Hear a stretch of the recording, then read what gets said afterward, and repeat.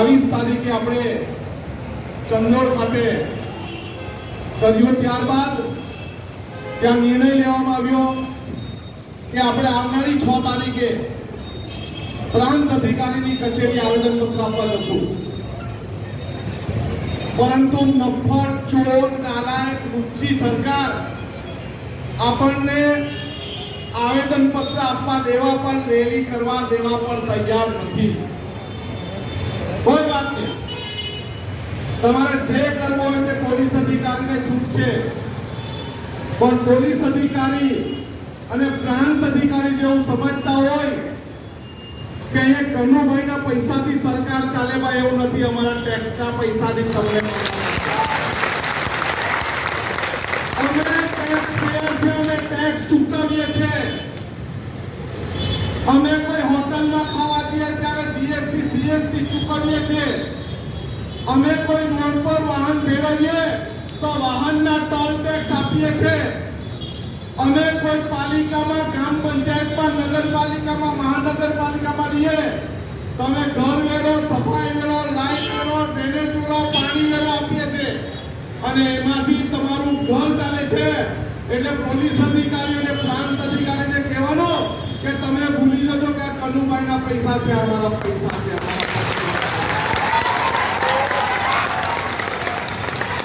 અને અમે અનુસૂચિ 5, અનુસૂચિ 6 વિસ્તારમાં રહીએ છીએ, જ્યાં સુપ્રીમ કોર્ટ એવું કહે છે કે ના લોકસભા ના વિધાનસભા सबसे ऊंची ग्राम सभा ग्राम सभाની પંચાયતની મંજૂરી તમારે તમારા બાપે લેવી જ પડશે, નહીં તો તમે મહાનગરપાલિકામાં અમારું નામ પંચાયત લઈ શકો નહીં।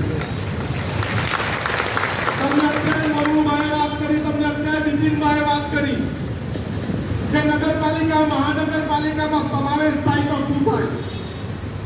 મહાનગરપાલિકામાં સમાવેશ થાય, તમારે સમાવેશ કરવો હતો તો નોટિફાઈડ એરિયા, ઇન્ડસ્ટ્રી એરિયાને કેમ સમાવેશ નથી કર્યો? કનુભાઈને આપણો પ્રશ્ન છે, કેમ સમાવેશ નથી કર્યો? બીજા જે નજીકના ગામો છે એ ગામોનો કેમ સમાવેશ નહીં કર્યો? અમારા ગામનો સમાવેશ કરવો હોય તો 244 3 ક મુજબ રૂઢિ પ્રથા પરંપરાગત ગ્રામ સભાની પરવાનગી લો। અમારો સમાવેશ કરવો હોય તો ભારતના બંધારણમાં આપેલ પેશા એક્ટ 1996, પેશા એક્ટ 2017 મુજબની ગ્રામ સભા બોલાવીને તમે પરવાનગી લો। પરંતુ તમારે ચોરી છુપીથી, દાબ દબાણથી અમને ગુમરાહ કરીને પંચાયતને જોડવાના હોય તો અમારે તમારો વિરોધ છે। અમે 22 જાન્યુઆરી એનાઉન્સમેન્ટ કર્યું હતું કે 6 એપ્રિલ અમે જવાના છે।